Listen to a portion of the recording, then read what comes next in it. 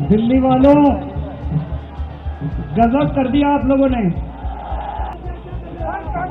I love you. साल था 2020। दिल्ली विधानसभा चुनाव में आम आदमी पार्टी ने दिल्ली की 70 में से 62 सीटों पर जीत हासिल की।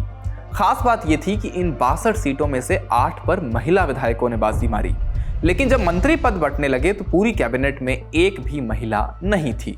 समय का फेर बदला और इन 8 में से एक महिला ऐसी निकली जिन्होंने बाद में 1 या 2 नहीं बल्कि पूरे 12 विभाग संभाले और फिर सीएम की कुर्सी भी संभाली। यहाँ बात हो रही है दिल्ली की मौजूदा मुख्यमंत्री आतिशी की। कैसे ऑक्सफोर्ड से पढ़ी एक लड़की दिल्ली की सत्ता में सबसे ऊंची गद्दी पर जा बैठी। दिल्ली में हुआ आंदोलन तो बात की बात है, लेकिन कैसे वो 2003 में लंदन में इराक के समर्थन में प्रदर्शन कर रही थी। दिल्ली के सीएम सीरीज में आज कहानी आतिशी की। साल 1981 में दिल्ली विश्वविद्यालय के प्रोफेसर विजय कुमार सिंह और तृप्ता आवाही के घर एक बच्ची ने जन्म लिया। माता पिता ने वामपंथ की धारा से अपने जुड़ाव की वजह से अपनी बेटी आतिशी के आगे मार्लेना जोड़ा। मार्लेना यानी मार्क्स और लेनिन के मेल से बना शब्द। नई दिल्ली के स्प्रिंगडल स्कूल में शुरुआती पढ़ाई हुई, फिर इतिहास में डिग्री के लिए सेंट स्टीफन कॉलेज पहुंची, जहां अपने विषय में पूरे डीयू में टॉप किया। 2003 में इराक युद्ध में अमेरिका और ब्रिटेन के खिलाफ खूब प्रदर्शन हो रहे थे। आतिशी इस समय ऑक्सफोर्ड में मास्टर्स की पढ़ाई कर रही थी। इसी समय आतिशी के अंदर का आंदोलनकारी उभरा। उन्होंने खूब बढ़ चढ़कर प्रदर्शन में हिस्सा लिया। फिर 2005 में भारत लौट आई। भारत लौटने के बाद 1 साल कर्नाटक के ऋषि वैली स्कूल में पढ़ाया। इसके अलावा मध्य प्रदेश में सोशल वर्क में भी काम करना शुरू किया। यहाँ उनका जोर ग्रामीण समुदायों पर था। इसी दौरान 2007 में उन्होंने एक साथी सामाजिक कार्यकर्ता प्रवीण सिंह से शादी कर ली। प्रवीण आईआईटी दिल्ली और आईआईएम अहमदाबाद के पूर्व छात्र रह चुके हैं और आतिशी के साथ वे मध्य प्रदेश में ग्रामीण विकास की कई परियोजनाओं में भी शामिल थे। 2010 में आतिशी की मुलाकात मनीष सिसोदिया से हुई, जो एक न्यूज़ चैनल की नौकरी छोड़ने के बाद केजरीवाल के साथ एक एनजीओ चला रहे थे। इसी मुलाकात के बाद आतिशी कांग्रेस के खिलाफ भ्रष्टाचार विरोधी आंदोलन में शामिल होने के लिए तैयार हुई। कई राजनीतिक विश्लेषकों के मुताबिक इस आंदोलन की वजह से 2014 के आम चुनाव में कांग्रेस की हार हुई और नरेंद्र मोदी के नेतृत्व वाली बीजेपी का उभार हुआ। साल 2012 में जब आतिशी अपने गृह नगर दिल्ली लौटी तो उन्होंने सोचा था कि आम आदमी पार्टी के साथ अपना काम खत्म करने के बाद ग्राम स्वराज परियोजना में वापस लौट जाएंगी। लेकिन जब सोचा हुआ हो जाए तो नियति शब्द बेमानी हो जाएगा। आतिशी पहले दिन से ही आम आदमी पार्टी के मुख्य रणनीतिकार में से एक बन गई थी। 2013 में जब आपने दिल्ली में अपना पहला विधानसभा चुनाव लड़ा तब वे घोषणा पत्र मसौदा समिति का हिस्सा थी। उस दौरान पार्टी की प्रवक्ता के रूप में आतिशी कई कार्यालयों में लगातार मौजूद रहती थीं, चाहे वह नॉर्थ एवेन्यू हो या ईस्ट पटेल नगर का ऑफिस। 2015 के दिल्ली विधानसभा चुनावों के बाद आम आदमी पार्टी 2 धड़ों में बंट चुकी थी, एक केजरीवाल के वफादार और दूसरे योगेंद्र यादव और प्रशांत भूषण के अनुयायी। इन दोनों धड़ों के बीच वैचारिक रूप से अस्पष्ट बनी अंदरूनी लड़ाई की वजह से एक समय पार्टी में आतिशी के करियर पर भी खतरा था। शुरू में उन्होंने चुप्पी साध रखी थी, मगर लंबे समय से प्रशांत भूषण खेमे की सदस्य मानी जाने वाली आतिशी ने उस समय केजरीवाल का साथ देकर सबको चौंका दिया। उन्होंने प्रशांत भूषण और योगेंद्र यादव को एक चिट्ठी भेजी और लिखा, मुझे नहीं लगता कि अब हमारे रास्ते एक हो सकते हैं। इंडिया टुडे की रिपोर्ट के मुताबिक 7 अप्रैल 2015 को भेजी इस चिट्ठी में आतिशी ने प्रशांत भूषण और योगेंद्र यादव पर अपनी मांगों को लेकर अड़े रहने और पार्टी की छवि खराब करने का आरोप लगाया। आतिशी की विवादित चिट्ठी से ही पार्टी में उनकी दूसरी पारी की शुरुआत हुई। आपने तब लगभग सभी बागी नेताओं को बाहर कर दिया था और अरविंद केजरीवाल एक बार फिर से पार्टी के निर्विवाद नेता बन चुके थे। तब से आतिशी ने दिल्ली सरकार में शिक्षा मंत्री रहे मनीष सिसोदिया के साथ शिक्षा सलाहकार के रूप में काम करना शुरू किया और इसके बदले में वो 1 रुपए का सांकेतिक वेतन लेती थी। फिर अप्रैल 2018 में केंद्र सरकार ने आतिशी सहित दिल्ली सरकार के अन्य दूसरे विभागों में सलाहकार की भूमिका निभा रहे 9 लोगों को उनके पदों से हटा दिया। इसके लिए केंद्र सरकार की तरफ से सलाहकारों के पदों के सृजन के लिए पूर्व अनुमति न होने की बात कही गई थी।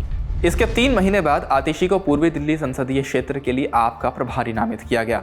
पूर्वी दिल्ली सीट से ही उनके 2019 के लोकसभा चुनाव अभियान की शुरुआत हुई थी। चुनाव अभियान में उन्होंने अपना उपनाम मार्लेना छोड़ दिया और अपनी राजपूत क्षत्रिय पहचान को आगे बढ़ाया। वे बीच बीच में अपने उपनाम के तौर पर सिंह का इस्तेमाल करती हैं, जो उनके पिता के नाम से राजपूत जाति की पहचान है, लेकिन वे ज़्यादातर अपने पहले नाम का ही इस्तेमाल करती हैं। अगस्त 2018 में उन्होंने एक बार सार्वजनिक कार्यक्रम में कहा था, मार्लेना मेरा उपनाम नहीं है, मेरा उपनाम सिंह है, जिसे मैंने कभी इस्तेमाल नहीं किया। दूसरा नाम मेरे माता पिता ने दिया था। मैंने अपने चुनाव अभियान के लिए सिर्फ आतिशी का इस्तेमाल करने का फैसला किया है। साल 2020 के दिल्ली विधानसभा चुनाव में आतिशी फिर से चुनावी मैदान में लौटी और इस बार कालकाजी सीट से विधायक बनी। 2022 तक आम आदमी पार्टी के पदचिन्ह दिल्ली से आगे बढ़ते दिखाई दिए। उसी साल पार्टी पंजाब में सत्ता में आई। इसके अलावा पार्टी के उम्मीदवारों ने गोवा में 2 सीटें और मोदी के गृह राज्य गुजरात में भी 5 सीटें जीती। लेकिन 1 साल के भीतर ही पार्टी संकट में आ गई। ईडी ने दिल्ली की शराब नीति की जांच शुरू कर दी, जिसमें आप पर रिश्वत लेने और कथित तौर पर चुनाव अभियानों के लिए पैसे का इस्तेमाल करने का आरोप लगाया गया। इसी केस के सिलसिले में सिसोदिया को फरवरी 2023 में, सांसद संजय सिंह को अक्टूबर 2023 में और केजरीवाल को 2024 के मार्च में गिरफ्तार किया गया। वहीं दिल्ली के पूर्व स्वास्थ्य मंत्री सत्येंद्र जैन मई 2022 से एक अलग मनी लॉन्ड्रिंग मामले में जेल में बंद थे। इसके अलावा पार्टी विधायक अमानतुल्ला खान को भी कथित मनी लॉन्ड्रिंग के आरोप में गिरफ्तार किया गया था।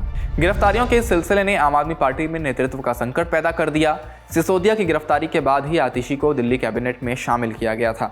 साल 2023 की जुलाई तक उनके पास शिक्षा, वित्त और पीडब्ल्यूडी सहित 12 महत्वपूर्ण विभाग थे और तब तक उन्होंने केजरीवाल सरकार में दूसरे नंबर की हैसियत कायम कर ली थी।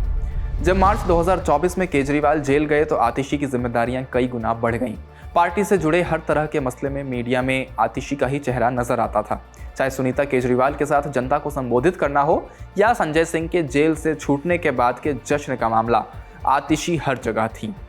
15 सितंबर 2024 को जब अरविंद केजरीवाल जेल से बाहर आए और उन्होंने इस्तीफा देने और दिल्ली में अगले विधानसभा चुनाव तक अपनी जगह नए मुख्यमंत्री को नियुक्त करने का फैसला सुनाया, तो ये स्पष्ट हो गया था कि आतिशी ही दिल्ली की कमान संभालने जा रही हैं।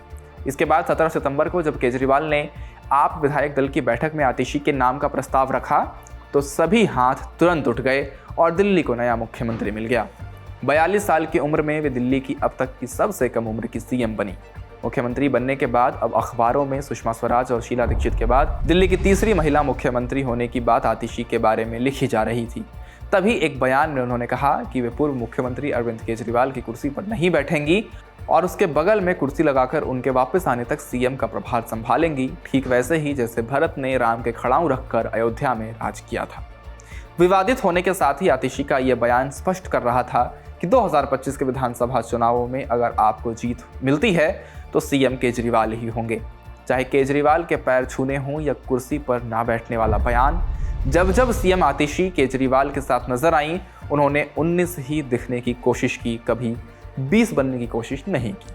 अब 5 फरवरी को होने वाले दिल्ली विधानसभा चुनाव के बाद ही पता चलेगा कि आतिशी का राजनीतिक भविष्य क्या होगा।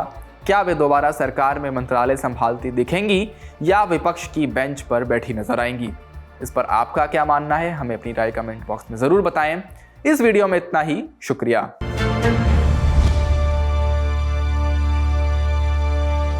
इसी तरह की तसल्ली से भरी हुई एक्सक्लूसिव रिपोर्ट्स देखने के लिए सब्सक्राइब करें इंडिया टुडे हिंदी का यूट्यूब चैनल और बेल आइकन जरूर प्रेस करें ताकि वीडियो अपलोड होते ही आपको खबर हो जाए।